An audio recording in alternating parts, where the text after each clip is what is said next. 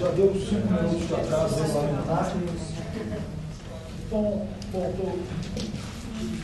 bom que tem tanta gente aqui, a gente não tinha muita ideia de quantas pessoas viriam, que ótimo. Então, eu vou falar, eu escrevi 30 páginas aqui, eu vou ler rapidamente.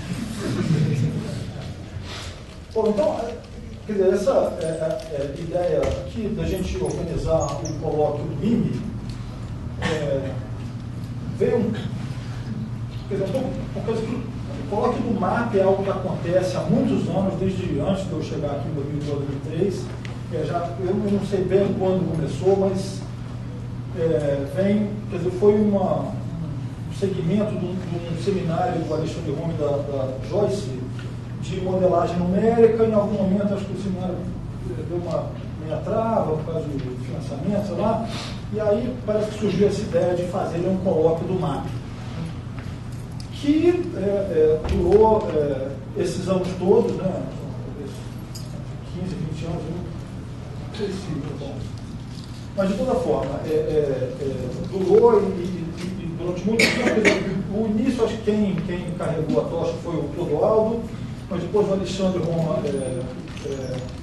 levou isso, e depois dele o Rodrigo Bissacô, o Marconi, e agora tem sido o Pedro. Então, quando começou o colóquio de MAP? 1996. Já chegou? A ideia do Paulo Cordário, que diretor do Cordário. Então, a ideia do Paulo, e o Clodoaldo, acho que levou isso adiante, sim. E, bom, mas uma coisa que eu acho que ficava meio problemática é que via pessoas excelentes da palestra, às vezes maravilhosas, e às vezes a audiência era muito reduzida, porque eu acho que, bom, não sei se as pessoas não prestavam muita atenção, e aí surgiu essa ideia da gente fazer um colóquio do IME, né, que todo mundo viesse. E que, bom, parece que, pelo menos a primeira palestra deu certo, né? Então, assim, e a ideia, né, do colóquio, eu acho que deve ter sido a ideia original do Paulo, do Clodoaldo e tal, é que sejam palestras de especialistas para não especialistas bom educados, matemáticos, todos nós acho que somos e tal, mas que as pessoas falem para todo mundo entender, né, pelo menos os primeiros 55 minutos da palestra.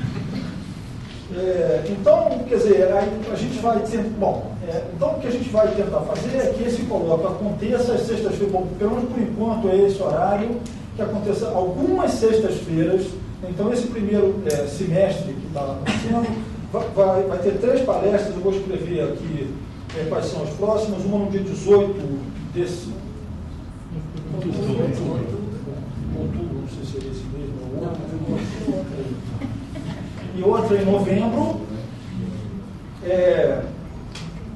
Bom, mas quer dizer, a maneira com que a gente conseguiu, acho que também atrair tanta gente foi fazendo um enorme comitê científico, por assim dizer. Então tem acho que mais de 10 pessoas que estão mais ou menos envolvidas aqui em organizar o colóquio, umas mais, outras menos. Então para esse evento de hoje aqui, quem mais carregou o piano foi a Gisela, o Yoshi, a Débora e a Cristina Brecht. Todos os outros têm sobrenome também, mas... Então tá. E o Pedro, né? Claro, o Pedro que é o cara que está organizando o colóquio do MAP ultimamente. Tá? Bom, eu queria... E você? Aí, olha. Então tá, e eu acho que... sim, mas tem várias pessoas nesse tipo de comitê científico. Bom, se alguém quiser dar sugestões, fazer reclamações eu não quero, não. Sugestões pode ser nesse e-mail aí, sugestões de palestrantes. E, bom, eu queria... eu vou falar que tem 2 palestras mais esse semestre. A gente vai tentar, inclusive, não coincidir com as palestras do seminário de geometria, que rola na sexta-feira dessa hora também. Tentar fazer isso de juntos, mas tem mais 2 palestras. Uma é do Pedro Luiz Nascimento Silva, que é do IBGE e professor da ENSE no Rio de Janeiro, que vem aqui no dia 18, né? Estatístico, e depois da nossa Luna Lomônaco, que é nossa por pouco tempo, aparentemente, está circulando no Rio de Janeiro, que ganhou vários prêmios, todos que ela podia ganhar no mínimo espaço de tempo possível. e ela vai dar a palestra no dia 22 de novembro. E, bom, por fim, eu queria agradecer os CCPs também, a diretoria por ter ajudado com o lanche aí, parte do lanche é dos organizadores aqui, a parte doce do lanche são os organizadores. E a Cris também, secretária do MAP, que carregou literalmente o piano dos sucos sem açúcar. E é isso. Então tá, eu pedi para o Yoshi apresentar o João, não precisa de apresentações, mas.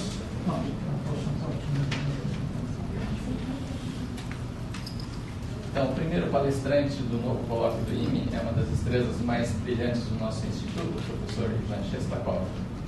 O professor Ivan é professor titular do IME-USP, membro da ABC, Academia Brasileira de Ciências, membro da Ordem Nacional do Mérito Científico, membro da TWS, do World Academy of Sciences, e fellow da ANS. Em 1964, ele foi escolhido pelo sistema de Olimpíadas para ingresso na Escola de Física e Matemática do Novosibirsk. Em 1965, ele terminou a escola com medalha de ouro e ingressou na Universidade Estatal do Novosibirsk. Na universidade, ele obteve os primeiros resultados em álgebra sob a orientação de Jevtushov e Cherchov.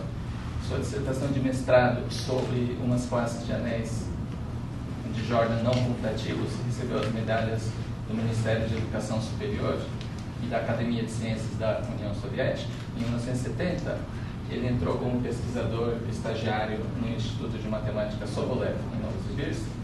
Em 1973, ele recebeu seu doutorado sob a orientação de Jevtushov e Cherchov. Em 1978, ele recebeu o título de doutor de ciências, um segundo título de doutor, sem equivalente exato no Brasil, pela dissertação Álgebras Alternativas Livres. Em 1978, ele publicou o livro Rings Determinative Associative, com Jevtushov, Slinko e Cherchov. Este livro é considerado um livro indispensável para os especialistas da área e estimulou sobremaneira o desenvolvimento da teoria de álgebras não associativas. Em 1999, ele entrou como professor titular no IME-USP. Então, este ano ele completa 20 anos de casa, para a nossa felicidade. O professor Ivan atuou em diversas instituições. Ele teve posições de professor e pesquisador visitante nas universidades de Virgínia, San Diego, Wisconsin, Wayne, no MSRI em Berkeley, nos Estados Unidos, Ottawa no Canadá, Hague na Alemanha, Oviedo, Saragossa e La Rioja na Espanha, Auckland na Nova Zelândia, UNAM no México, Kias na Coreia e o Planck Center na Polônia. Em 2007, ele recebeu o prestigioso prêmio E.H. Moore de artigo de pesquisa da ANS. Esse é um prêmio conferido a cada 3 anos a artigos com contribuições excepcionais. Em 2017, finalmente ele recebeu a medalha de ouro for Great Contributions in Mathematics do Instituto de Matemática Sobolev. Hoje, sua palestra intitula-se Álgebras de Poisson e de Jordan. Professor.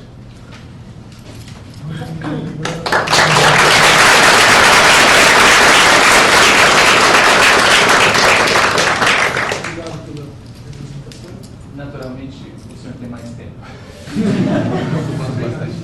Obrigado também pela honra de dar a primeira palestra no seminário. Acho que quero parabenizar os organizadores, acho que é muito bom e espero que vai dar frutos bons e fortalecer relações entre grupos diferentes do Instituto.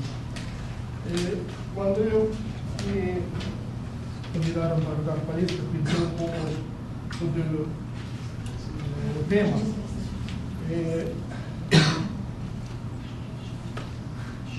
E decidi escolher um tema não muito recente, sobre o meu doutorado não muito recente, porque o recente, por exemplo, aquele que deu o prêmio de ANS sobre polinômios, sobre automatismos, já deu nos últimos, eu tenho várias palestras, mesmo aqui no IME. Primeiro razão, não queria repetir. Segunda razão, eu acho que o tema que eu escolhi dá mais informação, relações entre partes várias da matemática. Mesmo que o problema puramente algébrico, sua solução, demonstração envolve outras coisas. E a terceira razão importante para mim, que eu, na época, gostei muito daquele resultado, da sua demonstração, Não sei se consigo fazer vocês gostar da demonstração, mas pelo menos vou tentar. Eu quero dedicar essa palestra à memória da minha querida esposa primeira, que faleceu recentemente.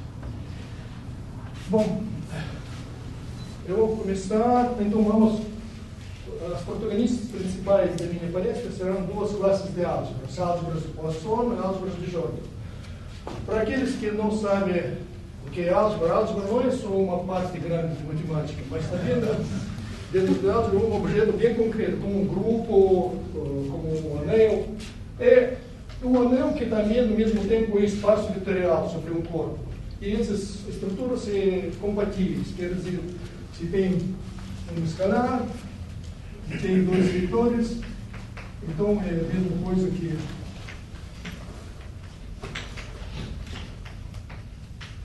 a vantagem é que quando temos álgebra no anel, podemos usar coisas como espaços vetoriais, dimensão, etc, etc.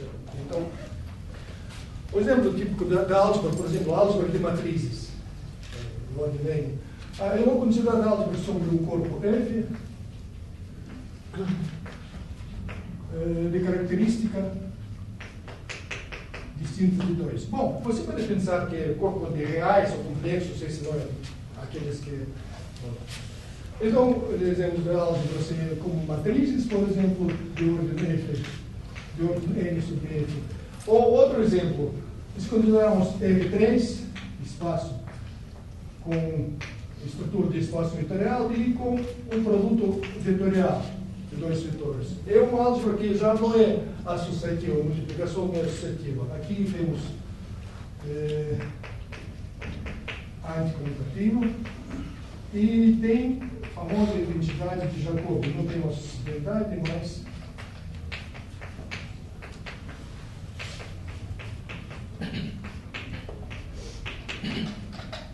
bom, aqui vetores. Álgebras com essas que satisfazem essas multiplicações, satisfazem essas identidades, chamadas como álgebras de Lie. Famosas álgebras de Lie. Então depende que quais identidades satisfazem multiplicação, tem que considerar várias classes de álgebras comutativas, associativas, álgebras de Lie, pode ser álgebras de Jordan, etc, etc, etc. Então, vamos começar com álgebras de Poisson.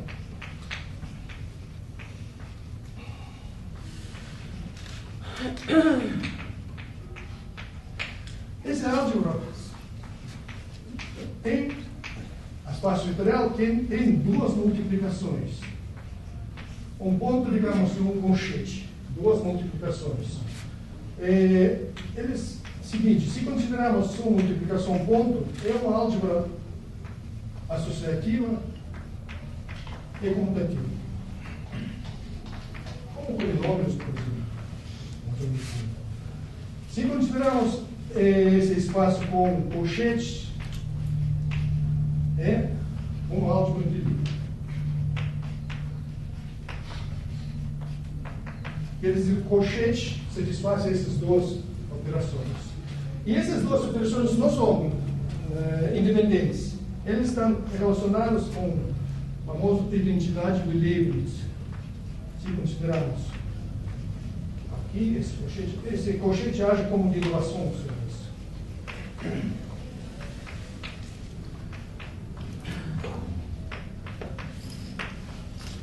Então, esse é o álgebra de Poisson. Eu vou dar dois exemplos. O exemplo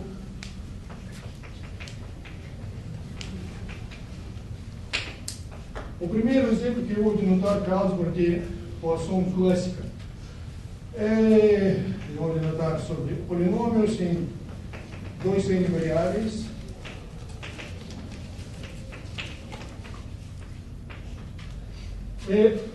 Segundo a identidade do Leibniz, para determinar o colchete, basta determinar só sobre geradores e depois estender esse. Então, geradores, colchete sobre eles é o seguinte.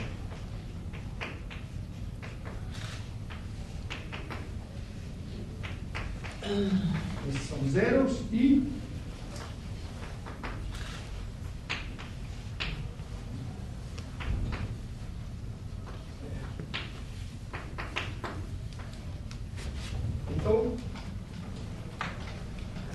Assim, e usando esta identidade, se pode estender colchete sobre todos os polinômios. Essa é a álgebra de Poisson clássica e apareceu, por exemplo, como na mecânica clássica, como álgebra de observáveis, com funções sobre, em geral, essa é a álgebra de Poisson sobre sistema livre, que não tem relações sobre todo o espaço do sistema. Mas pode ser que, quando nosso sistema dinâmico, digamos, não é livre, tem relações, então, essas funções consideradas sobre polinômios sobre certa variedade, e essas funções têm multiplicação normal. É função de ponto e multiplicação de funções, e tem esse colchete. Colchete determina mais ou menos dinâmica. Que temos um observável, uma função, então não é dada como colchete, H é um hamiltoniano do sistema. Outro exemplo de álgebra de Poisson que eu vou usar segundo álgebra de Poisson-Lie, Lie-Poisson.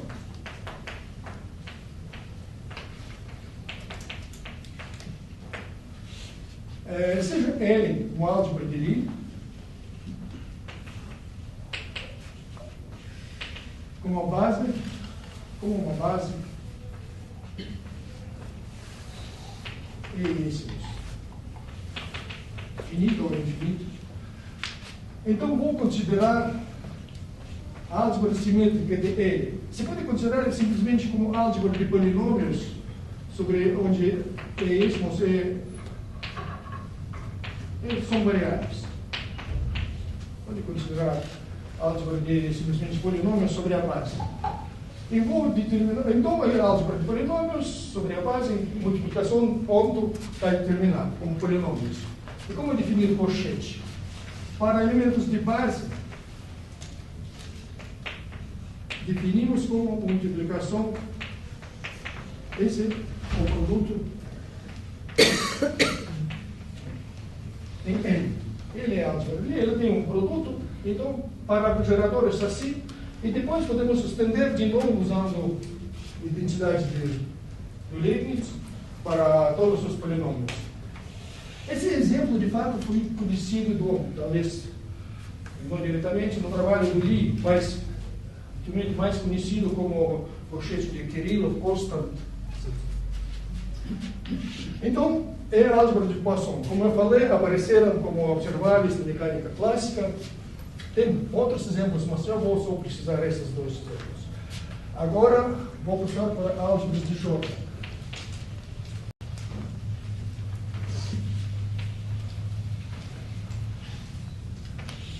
A álgebra de Jordan... Essa seria a álgebra envolvente? O quê? A álgebra envolvente? Não é álgebra de envolvente. É álgebra de polinômios só. Simétrica. É álgebra... Bom, não, é comutativa. A envolvente não é comutativa. É simplesmente considera como polinômios sobre isso. De fato, é um pouco... Mas esse é... Tudo bem, tudo certo. Mas considera como variáveis, determina sobre eles, e depois se estende usando... Eles podem considerar elementos dele como polinômios de esses elementos de base. Não é... O famoso teorema de Poincaré-Villeneuve diz que, como espaço linear, esse é isomorfo. Mas, como álgebra, não é isso. Álgebras de Jordan são álgebras que se desfazem em duas unidades. É comutativa, ao contrário daqui. Aqui é anticomutativa. E não são associativas, mas se desfazem uma fraca associatividade só para esse produto. Bom, o exemplo mais típico de álgebra de Jordan é o seguinte: se temos uma álgebra A associativa, podemos considerar a álgebra A+. É o mesmo espaço linear com um novo produto, círculo. O produto do círculo é o seguinte: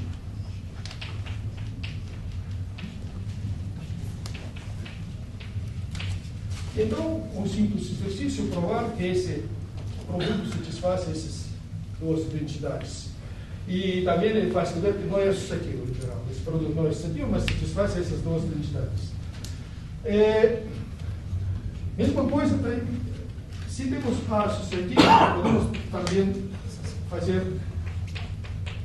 o mesmo espaço literal, o produto comutador. É bem mais conhecido. Bom, esse é uma álgebra de Jordan.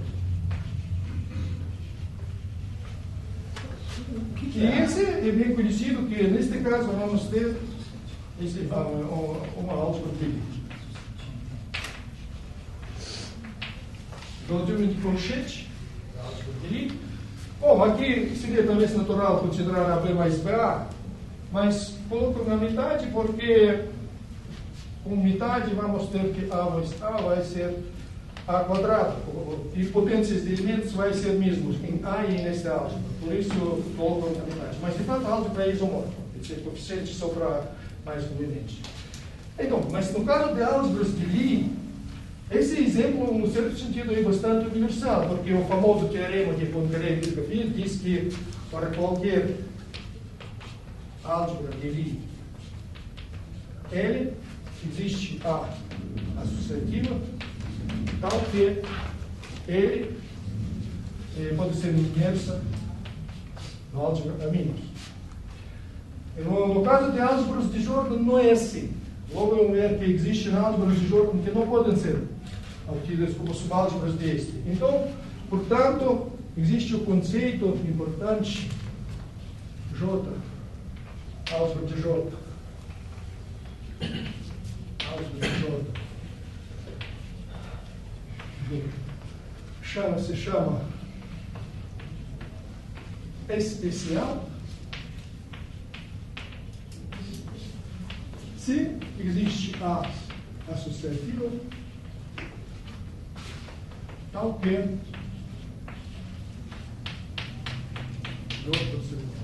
se não especial, então chama-se excepcional. E questões de especialidade são muito importantes para álgebras de Jordan. Por quê? Porque quando é especial, se podemos aplicar bem desenvolvida teoria de álgebras associativas para estudar Jordan. Portanto, esse problema de especialidade é muito importante. Então, como eu falei, como apareceram álgebras de Jordan? Eles apareceram como observáveis na mecânica quântica.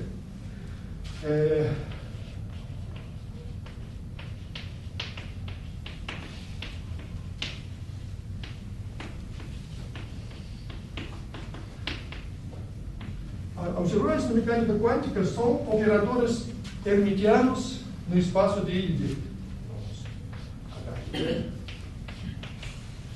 Operadores hermitianos.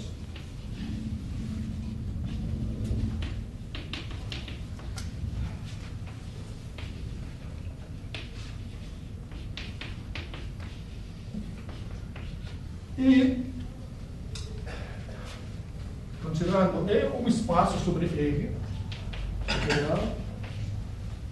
bom, é fechado, naturalmente, multiplicação por... Bom, é um espaço vetorial sobre R, fechado sobre multiplicações por números reais, sobre soma, mais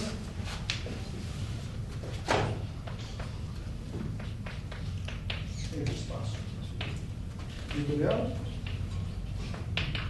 mas não é fechado relativamente produto. Não se pode considerar, bom, no caso de álgebras de Poisson, você vai ser uma álgebra, quer dizer, produto de funções seria uma função, produto, mas aqui, produto de dois operadores hermitianos não é hermitiano.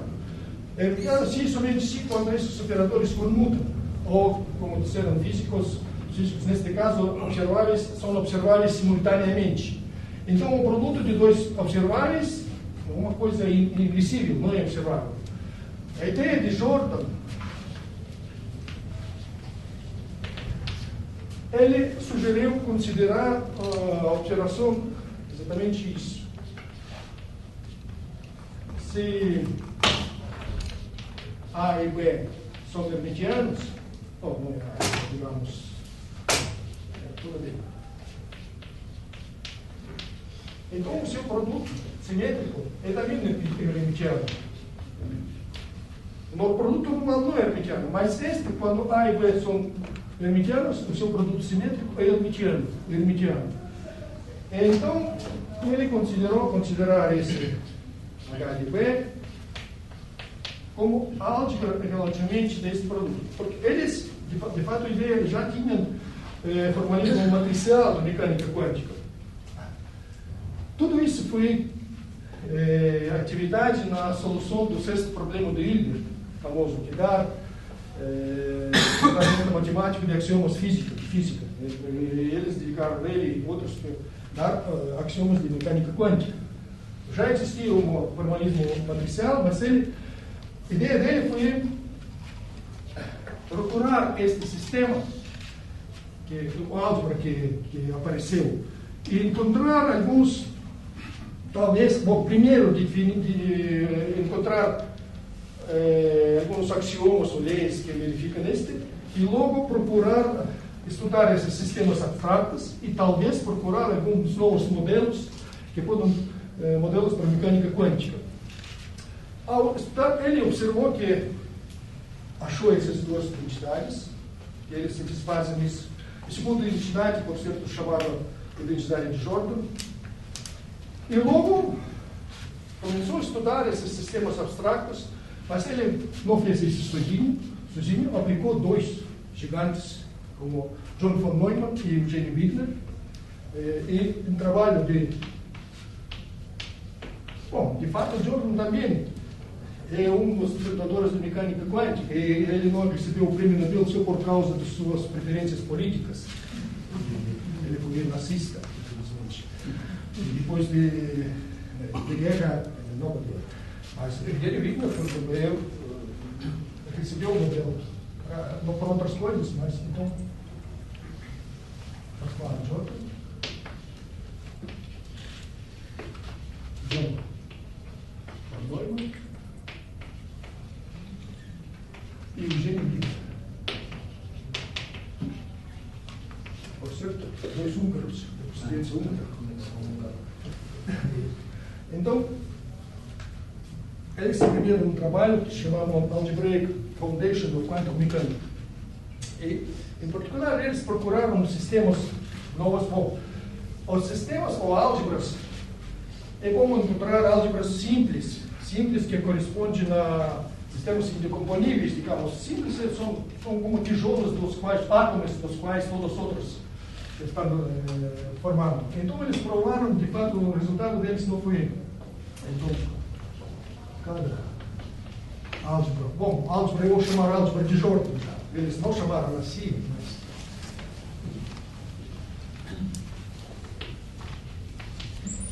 De dimensão finita.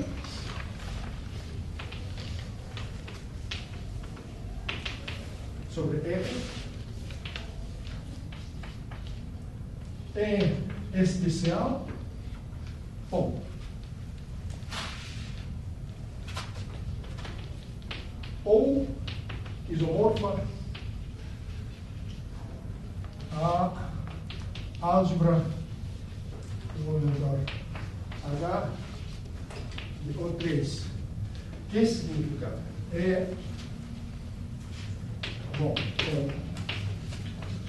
Aqui, álgebra de matrizes hermitianas de ordem 3 sobre octônios. Octônios têm conjugações, álgebra de octônios tem dimensão 8, forma de matrizes de seguinte alfa, vertical, aqui escalares, aqui A, B, C, octônios, aqui conjugados. E tem dimensão 27, 3 mais 24. Então, eu não vou falar agora sobre octônios, é como o processo, se você tem reais, complexos, quaternios, é o passo seguinte, octônios. Ou esse álgebra de octônios, ou números de K. Então, esse resultado foi para eles um pouco desanimador. Eles tentaram procurar modelos e só um álgebra de dimensão 27 foi pouco para eles, de fato, de físicos. Então, desde aquele momento, os físicos um pouco abandonaram, digamos, essas álgebras. Bom, ainda tinha esperança que talvez existem, se considerar álgebra de simples dimensão infinita, existe um modelo, mas naquela época foi difícil isso, eles por certo tempo abandonaram, mas essa classe de álgebras ficou muito interessante no ponto de vista de álgebra. Álgebras de Jordan encontraram relações muito fortes e importantes com álgebras de Lie, com grupos algébricos dentro da álgebra. Por exemplo, álgebras de Lie excepcionais, simples, estão construídas usando álgebras de Jordan deste mesmo. E depois, não só dentro da álgebra, eles apareceram muito importantes no, como se chama, análise complexo, por exemplo, na classificação de domínios limitados, simétricos, domínios de Siegel, etc. E, incluso, ultimamente, nas equações diferenciais, por exemplo, no modelo multidimensional de equação de Korteweg de Vries, esse sistema é integral, justamente se a álgebra de coeficientes é de Jordan. Então, é dentro da matemática muito interessante, viu? No desenvolvimento de teoria de Jordan, álgebra de Jordan, os nomes mais famosos foram Albert, Jacobson, Kirchhoff, Macrino, mais. Bom, então, mais ou menos durante 50 anos, a teoria de álgebra de Jordan fui desenvolvendo, como mais ou menos tinha como padrão de primeiro de álgebras associativas, fui, como chamo, fui mais ou menos evoluído. Mas no ano depois de. Bom, esse foi o trabalho, mas a ideia de Jordan foi no ano quando ele se puxou. Depois de 50 anos, aconteceu o que depois chamaram a Revolução Russa na álgebra de Jordan. O Kevin Macrino chamou. Ele é o nome do artigo, Revolução Russa na álgebra de Jordan. O Ken Zermanov provou que toda álgebra de Jordan simples é especial ou isomorfa dessa álgebra em qualquer dimensão. Então parece que esperanças de físicos já foram completamente matadas. Não existe, mesmo na dimensão infinita, não existe álgebra simples. É um trabalho muito, quer dizer, formulação é curta, mas trabalho inclui muito. Por exemplo, durante um curso semestral de álgebra de Jordan, eu só consigo dar termo sobre certas restrições. E além disso,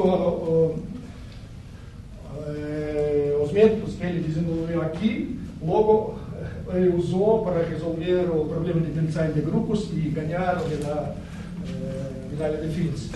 Trabalho muito importante. Por isso, o Macrino chamou revolução, porque vários métodos foram aqui. Bom, mas eu quero dizer que os físicos talvez foi ainda cedo de, digamos, integrar em todas essas esperanças, porque de fato eu quero mostrar o que apareceu na mecânica quântica. Não foram álgebras de Jordan, mas superálgebras de Jordan. Agora eu vou falar um pouco o que é o superálgebra.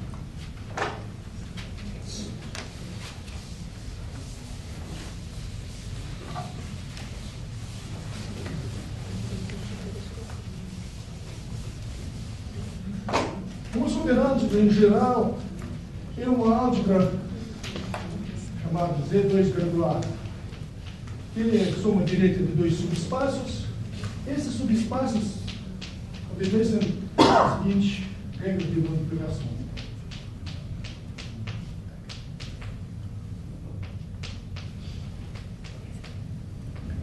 Aqui módulo 2.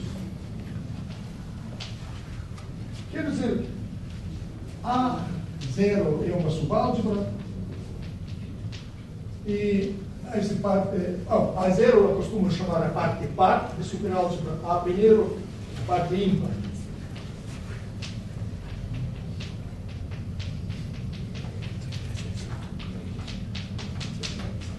E o produto de dois elementos ímpares é um par. Um exemplo para vocês darem ideia, simplesmente se considera complexos, números complexos. É um exemplo de superálgebra. Reais e parte par, e imaginários por parte ímpar. De superálgebra. Eu vou precisar de um exemplo um pouco mais sofisticado de superálgebra. É álgebra de Grassmann ou álgebra às vezes exterior. É álgebra de polinômios anticomutativos, aqui é anticomuto.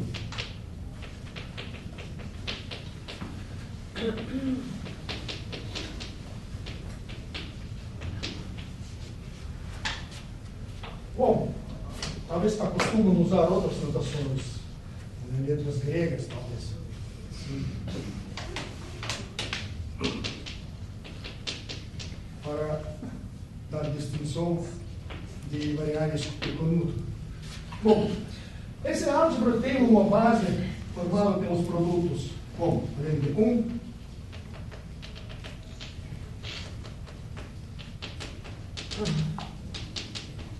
se for que usando isso de conteúdo, se pode ordenar e o que é difícil provar que essas são linearmente independentes, mas é assim. Então, tem esse de composição. A parte par é formada pelos produtos de comprimento par. E parte ímpar formada pelos elementos de base, como gerado pelo elemento ímpar. É uma álgebra, é superálgebra existida. Essa álgebra já não é comutativa, mas é, digamos, supercomutativa, porque se aqui temos elemento, digamos, GI, GJ e menos 1 IJ, GJ, elementos pares comutam com todo mundo, mas elementos ímpares anticomutam. É álgebra. Agora, essa álgebra, no direito de superálgebra, desempenha um papel de superescalares. Bom, eu não falei, mas vale a pena. De superálgebras, primeira vez, talvez, apareceram na topologia algebraica. Mas os matemáticos são mais modestos, eles não usaram a palavra superálgebra, simplesmente chamaram álgebras graduadas, álgebras graduadas de Lie, mas logo físicos eles gostam de nomes. Eles usaram esse nome como superálgebra, teoria de supersimetria, etc. Então, depois aparece, aconteceu que os superálgebras ficaram muito interessantes e úteis, ferramenta útil dentro da álgebra mesmo. Por exemplo, no trabalho do Alexander Kemmer, ele usou eles para resolver o famoso problema de Steg. O Efim Zellman provou vários problemas de impotência, problema de Hegel, etc. Então, ficaram já dentro da matemática muito interessantes. Bom, agora é o superálgebra em geral, mas existem superálgebras de Lie, superálgebras de Jordan, etc. Como definir? Bom, seja M uma classe de álgebras. Bom, primeiro nome, estamos dizendo. Seja A uma superálgebra. Um objeto interessante podemos considerar como G de A. Mesmo usando a álgebra de Grassmann.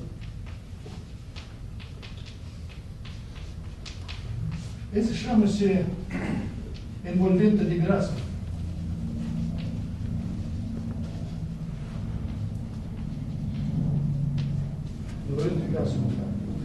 Então, A é uma superálgebra de Lie, de Jordan, etc.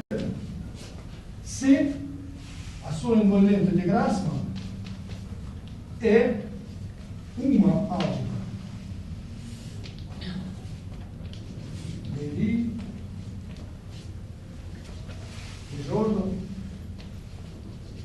etc. É uma definição de superálgebras que não precisa utilizar identidades. Então, temos uma superálgebra, a princípio não sabemos de qual classe ele pertence. Então, formamos o envolvimento de Grassmann. Se esse envolvimento de Grassmann é de álgebra de Lie, então esse é superálgebra de Lie. Se o envolvimento de Grassmann é álgebra de Jordan, então esse é superálgebra de Jordan. Quer dizer que superálgebra de Lie não é uma álgebra de Lie. Superálgebra de Jordan não é álgebra de Jordan.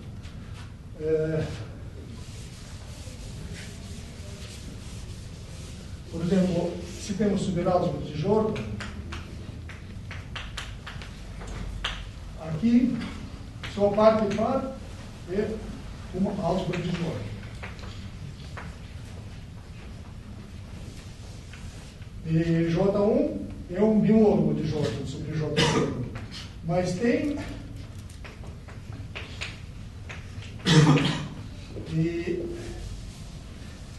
uma aplicação, o produto deles anticomutativa. Então, esse é álgebra comutativa, mas esses elementos são anticomutativos.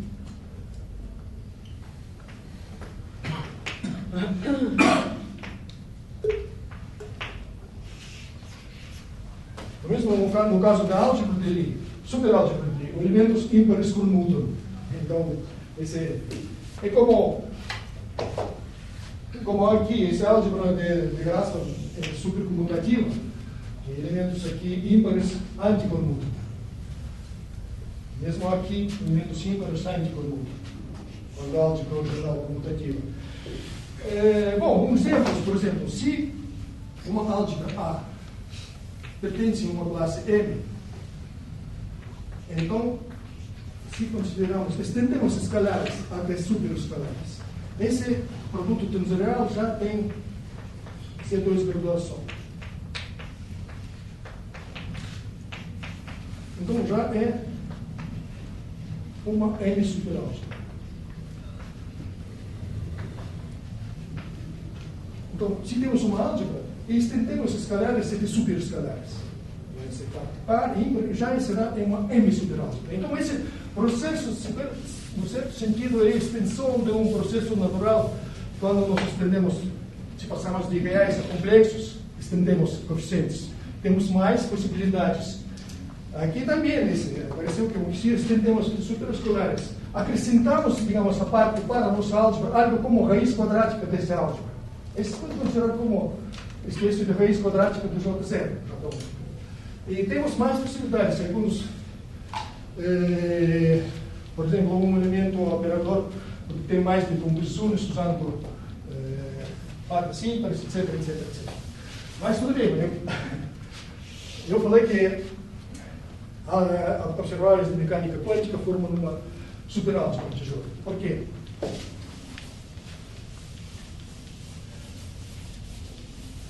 Bom, então consideramos esses elementos hermitianos. Eles têm uma operação, a álgebra de Jordan, então eu tive essa operação. Mas aqui se pode introduzir outra operação. É o seguinte, vamos dizer, eu não sei como demonstrar, assim. Aqui número complexo. Bom, aqui constante de Planck, para já, não necessariamente, mas para beleza.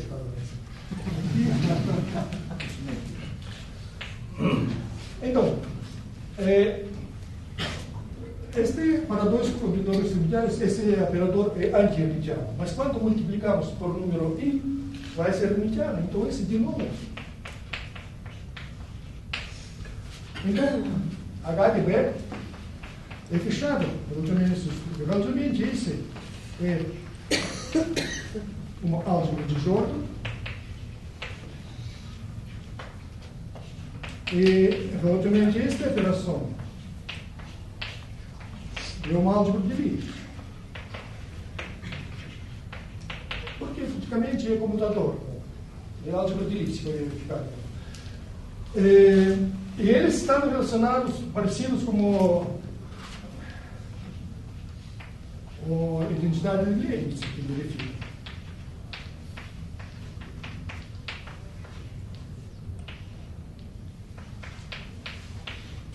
É parecido como tínhamos para álgebras de Poisson.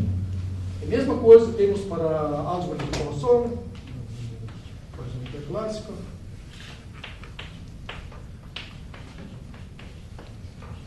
E identidade de Leibniz. Então, foi o físico russo, Grigori Zaitsev, que na época, eu acho que, pelo menos eu conheci o seu trabalho na época de 70, ele sugeriu considerar álgebras observáveis com essas duas operações, como a álgebra de Poisson e esse também. Ele chamou essas álgebras de Lie-Jota, de observáveis.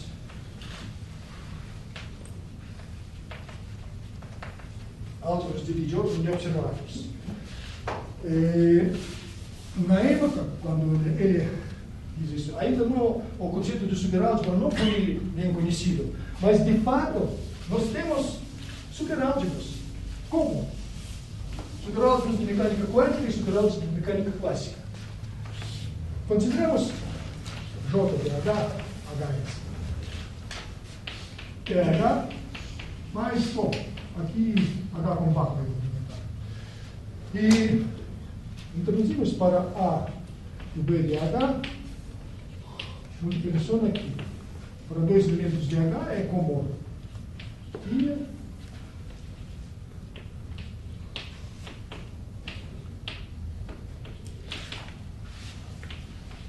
assim, e produto de dois elementos daqui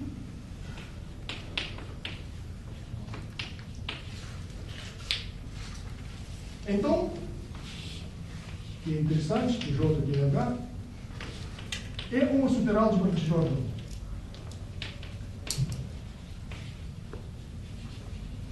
E claro que ela tem mais informação do que só álgebra de Jordan, porque aqui temos também informação sobre outra operação.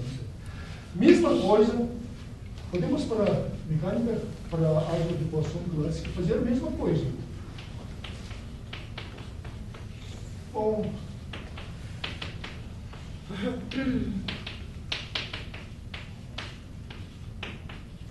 só que aqui colocamos colchete de Poisson. Então, superálgebra de Jordan, superálgebra de mecânica quântica.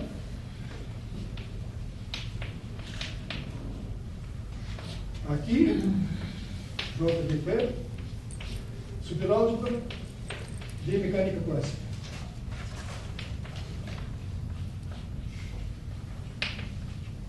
Superálgebra de mecânica clássica. Superálgebras.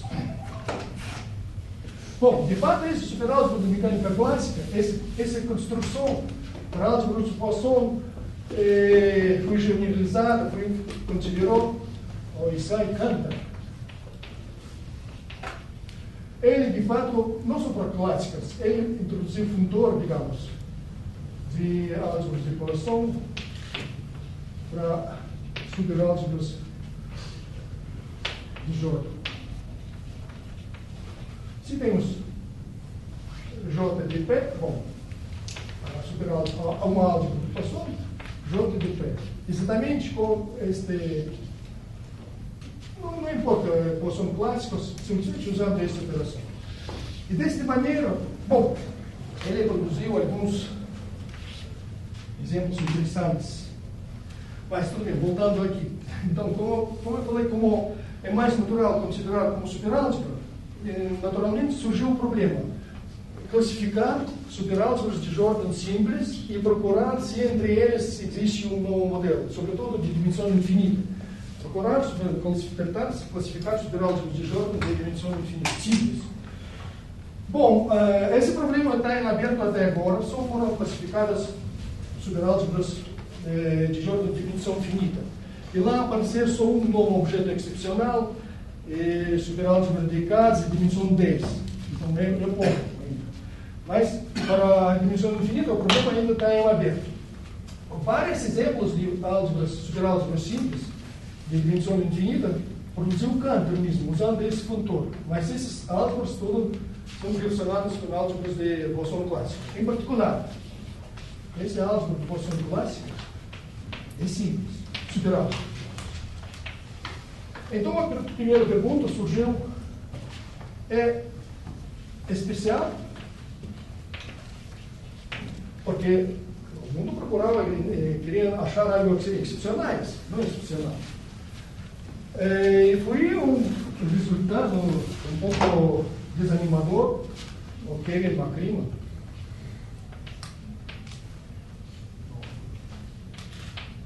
Não é. Ele provou que a rede de álgebra não é especial. Então, ficou um pouco uma situação estranha. Nós procuramos modelos para mecânica quântica, exemplos não especiais, achamos, mas já o superálgebra de mecânica clássica não é especial. É muito estranho, parece. Um pouco parece que tudo isso não é sério. Mas a situação é um pouco de especificidade e é um pouco mais complicada. Eu vou mostrar agora. Então, nós temos álgebra assim, J. Aqui, talvez especiais.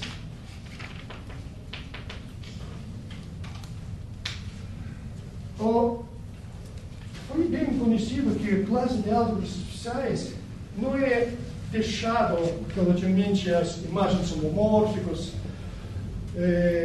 Não dá para definir ele usando identidades, porque existe exemplo de álgebra especial, tal que sua imagem homomórfica não é especial. Esse foi o Kohn primeiro. Então, é lógico considerar fecho desta classe. Acrescentar também álgebras que são imagens homomórficas que se podem definir por identidades. Essa classe é chamada mais longo, chamada I-especiais. I-especiais significa especiais identidades, identidades. Eles se desfazem mesmo as identidades. Se queremos definir essa classe por identidades, então tem que aumentar um pouco. Então, pelo menos, no caso de álgebras, cada álgebra simples ou fica aqui ou aqui. Não tinha nenhuma álgebra simples que ficasse nessa fronteira. E foi lógico pensar que a mesma acontece para superálgebras. Então, o McCrimmon, não foi conjuntura, que esse álgebra não é especial, mesmo que esse para pontos de vista de física não é bom, mas ele pensava que ele ia ser aqui. Então, eu consegui provar que, de fato, esse superálgebra é I-especial. É I-especial. E, bom, os argumentos foram assim. Eu primeiro vou... A ideia surgiu de álgebra. Depois vou formalizar, mas, de pensar de maneira não foi muito formal, é o seguinte. É bem conhecido que mecânica clássica é o caso limite da mecânica quântica. Se, por exemplo, o constante de Planck H vamos tender para zero, vamos ter mecânica clássica. Então, a minha ideia foi que talvez deve existir algum processo tal que esse álgebra de mecânica clássica, superálgebra, pode ser como limite desses superálgebras. Então, bom, isso depende do parâmetro. Aqui, por isso, eu vou reduzir o parâmetro para esse H. Por exemplo, quando, por exemplo, esse parâmetro H vem para zero. Bom, e como se a álgebra é limite, então, se esses todos são álgebras especiais, eles ficam aqui. Então, o limite tem que pertencer, pelo menos, isso. Não pode sair sem limite. Então, tem que formalizar isso como limite de maneira rigorosa, porque esse álgebra é limite. Bom, numa conferência eu primeira vez ouvi falar sobre coisas de informação quântica. Então, entendi que esse é o que eu precisava. Vou falar agora um pouco sobre informação quântica. Digamos que temos aqui uma álgebra de Poisson. Consideramos espaço de polinomios, espaço. E suponhamos que existe uma multiplicação, operação com multiplicação associativa. E neste espaço estrelas, chama. Star Projects, ou Estrela Projects. Qualquer, primeiro, qualquer A, B, depois T.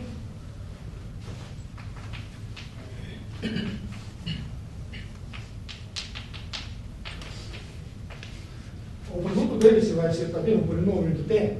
Então, quando T igual a 0 quadrado, o segundo também.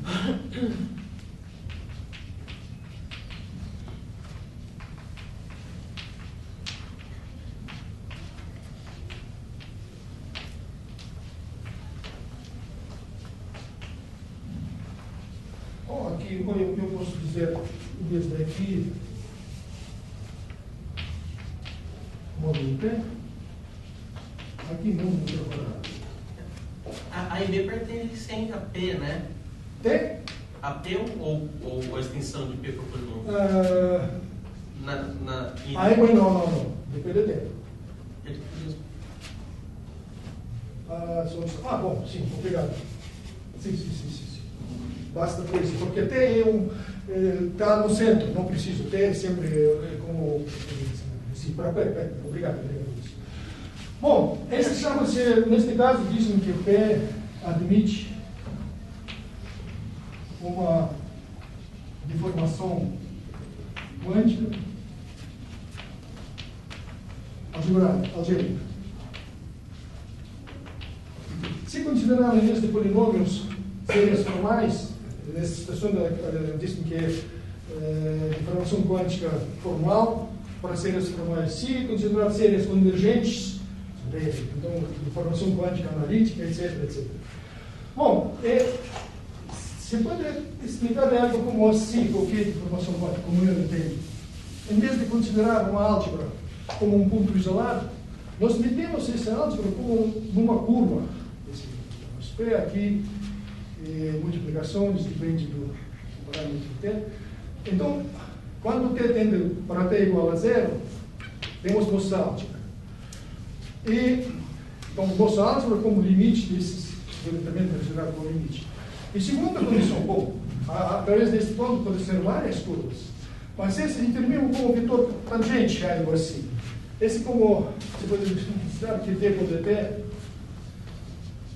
desde AB menos BA para T igual a 0 é cochete de Poisson. Então, o cochete de Poisson dá mais ou menos o vetor tangente onde temos que procurar essa localização. Bom, então a ideia foi isso. Tentar. Então, o primeiro resultado, deu para ver neste.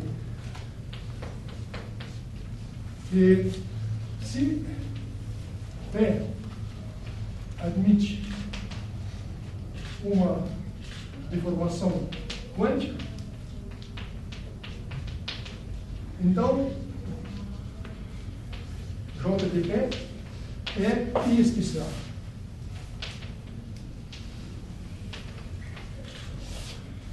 Então, exatamente se esse processo de limite, se a álgebra de Poisson P admite uma deformação quântica, então a álgebra superálgebra de Jordan é I especial. Agora, o problema para a álgebra de Poisson é só verificar quando ela tem admite deformação quântica, quando não. Na época, esse foi o resultado no mais ou menos 94, 25 anos. Ainda não tinha famosos trabalhos do Kontsevich, que ele resolveu o problema com a injeção, e além disso, ele considerava são álgebras de Poisson bastante boas, como termos de álgebras de funções sobre variedades não tem. Aqui eu considero álgebra de Poisson arbitrária. E não toda, bom, você pode provar que não toda álgebra de Poisson admite quantizações. Por exemplo, se é nilpotente, não é. Mas, para o Poisson clássico, sim, porque em 94, 99, o Maillard, ele provou que a álgebra de Poisson clássica admite, ele construiu.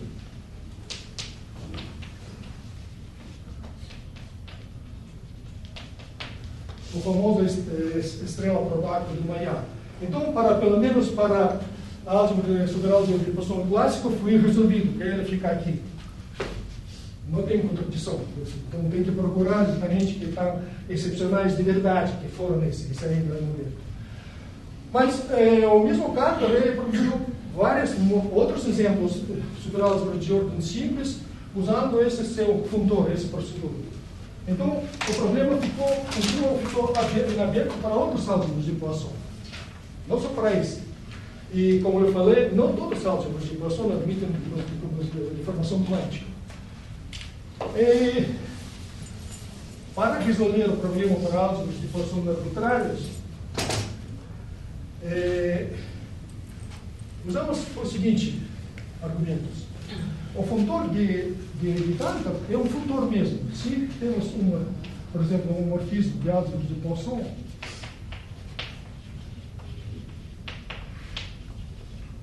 então, um morfismo, por exemplo, para superálgebras também é como um funtor, também vamos ter aqui já um morfismo de superálgebras de J.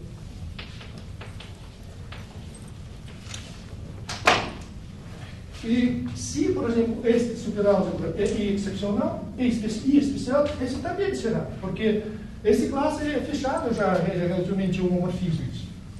Se uma álgebra está aqui, todas as suas imagens são homomórficas também aqui. Então, nesse sentido, seria, mas cada álgebra de Poisson, em qualquer caso de álgebras, se consideramos, digamos, álgebra de Poisson livre,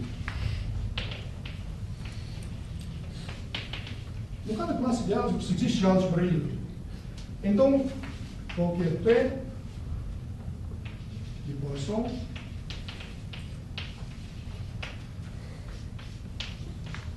ela é a imagem homomórfica do álgebra livre para x bastante grande. Qualquer álgebra é a imagem homomórfica de álgebra livre.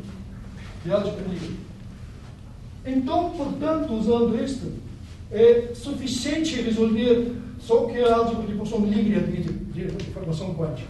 Porque se ela admite, então essa seria especial, então tudo se reduziu para a álgebra de Poisson livre. Mas a álgebra de Poisson livre não foi considerada até aquele momento, mas de fato ela tem construção bem simples. Se pode provar, não é difícil. Seja N de x, a álgebra livre de livre. Então, aqui eu vou precisar o segundo exemplo de álgebra de Poisson. Então, a álgebra simétrica desse de x é isomorfa à álgebra de Poisson livre em x. Então, a álgebra livre de Poisson, ela exatamente admite a construção de álgebra livre de Lie. Segundo o exemplo de álgebra de Poisson que eu dei, se tomamos álgebra livre de Lie, consideramos álgebra de plano superior e álgebra livre de Lie.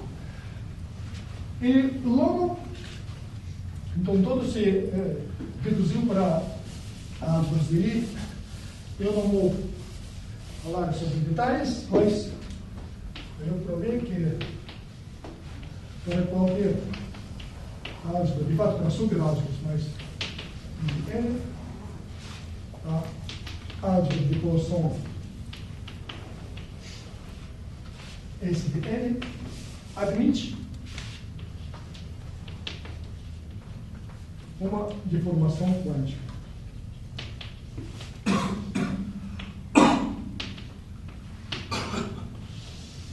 E como corolário,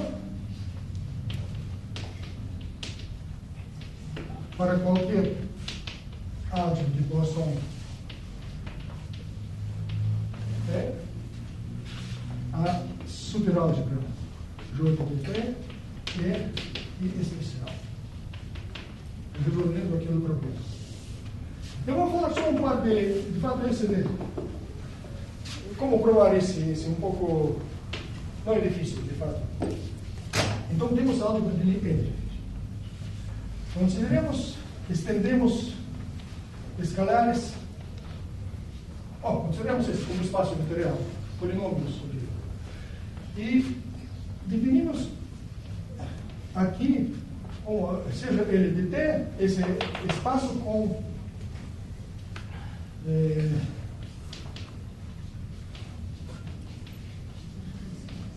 a multiplicação seguinte, digamos,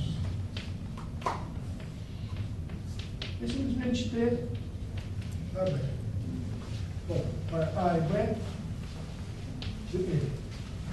Simplesmente multiplicamos por isso. É uma álgebra de Lie de novo, e se pode verificar, se consideramos sua invariante universal, ela como espaço literal, mesmo que a álgebra simétrica dele, mas esse, de novo, como espaço literal, é mesmo que esse dele de P.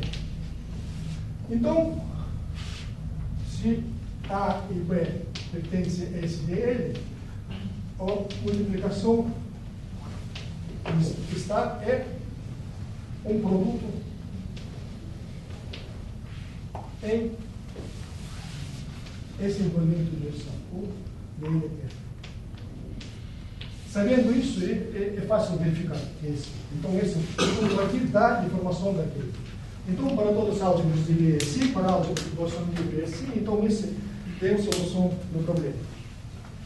Bom, poucas palavras sobre o que foi depois. De fato, o contorno de Cantor se pode aplicar, seja A, por exemplo, uma álgebra com duas multiplicações. Mas ainda não sabemos se é cochete de Poisson ou não. Esse simplesmente é anticomutativo.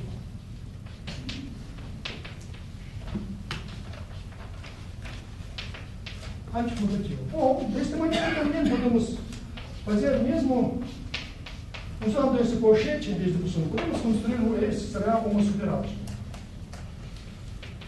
Superálgebra supercomutativa. Mas não sempre é de Jordan, tá? Porque não é o Poisson, mas não é de Jordan. Quando a esse superálgebra de Jordan, esse cochete chama-se cochete de Jordan. Se J de A é de Jordan, o cochete chama-se de Jordan. Um exemplo mais interessante é o seguinte: suponhamos que A é f de t, polinômios, e o cochete seguinte, f g' menos g f', derivada. É um cochete, não é de Poisson, claro, anticomutativo, mas, e para isso é um cochete de J. Então, o problema que surgiu é que, será que esse resultado se pode estender de cochetes de Poisson para qualquer cochete de J? Incluindo isso, por exemplo. Então, isso foi feito depois do nosso trabalho. Fizemos. Nós falamos assim: para qualquer A com cochete de J, existe uma álgebra de Poisson P tal que J de A pode ser submerso em J de P. Claro que A não pode ser introduzido aqui, porque esse de Poisson e esse não. Mas, para superar, você pode fazer assim. Então J de A é I especial. Então, é certo não só para cochetes de Poisson, para qualquer cochete de J. Bom, tinha aqui nos outros resultados sobre especialidade, mas eu acho que já o meu tempo terminou. Só no final eu quero dizer algumas palavras para alunos, digamos, que não sejam muito pragmáticos. Quer dizer, dizendo que eu tenho essa área, eu sou concentrista e não quero perder tempo, não quero saber de nada fora disso, eu trabalho assim. Não. Você nunca pode saber que algumas coisas, você escutou alguma vez e depois, esse vai ajudar você. Esse foi comigo, que, por exemplo, isso aconteceu comigo várias vezes. Então, essa é a minha recomendação. Bom, muito obrigado pela sua atenção.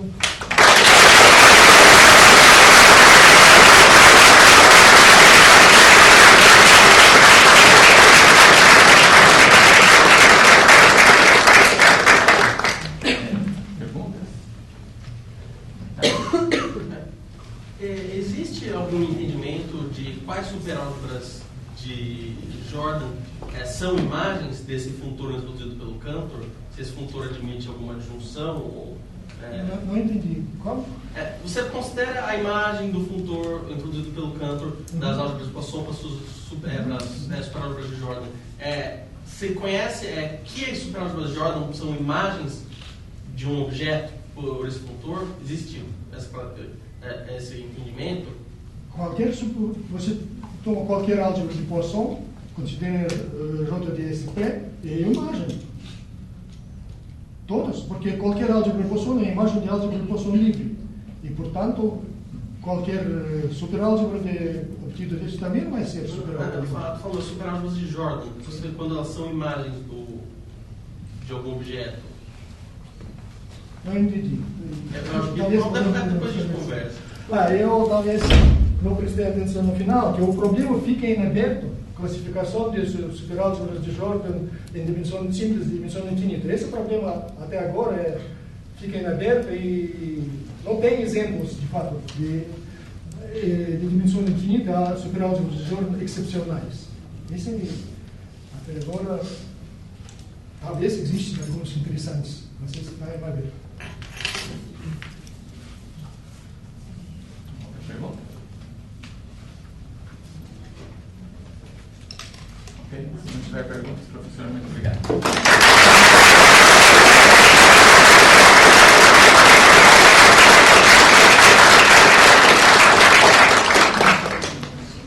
Então agora vai ter um lanchinho, acho que aqui, através dessa parede.